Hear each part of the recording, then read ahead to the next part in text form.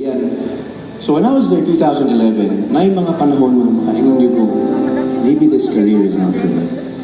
Maybe music is not for me. Well, I gave it a try. Okay na ko, happy ko. Thank you, Lord, sa mga panahon na gihatag nimo, but masig dili para sa buha. I'm saying this because kung naay diri karon, ay nana po din yung gibati. You feel like na may dreams pero feeling ninyo wala na chance, wala na pag-asa, na may gusto makabot, na may gusto maabot na goal, pero feeling ninyo kapos na mo sa oras, dili na kaya, layo na kayo ka. Well, let me tell you this. One of my realizations for the past 14, 15 years is that lahi ang oras sa Ginoo sa oras nato.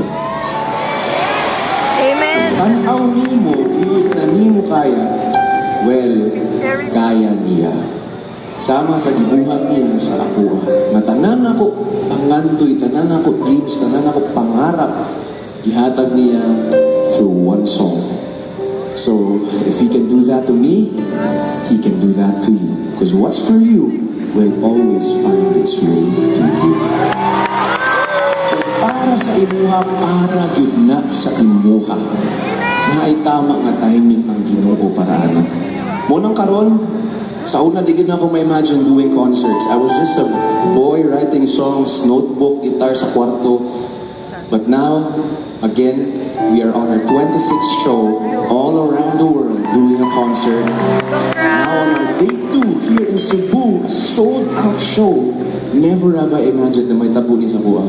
So karon, kami tanan, my whole team, my band, everybody on stage, we give all the glory to God. Kasi iya giniligan tanan. And I'm saying this because ang mga Bisaya, kitang tanan na atay special word for that. Special kaayo. In God's time. Very special, mga Bisaya.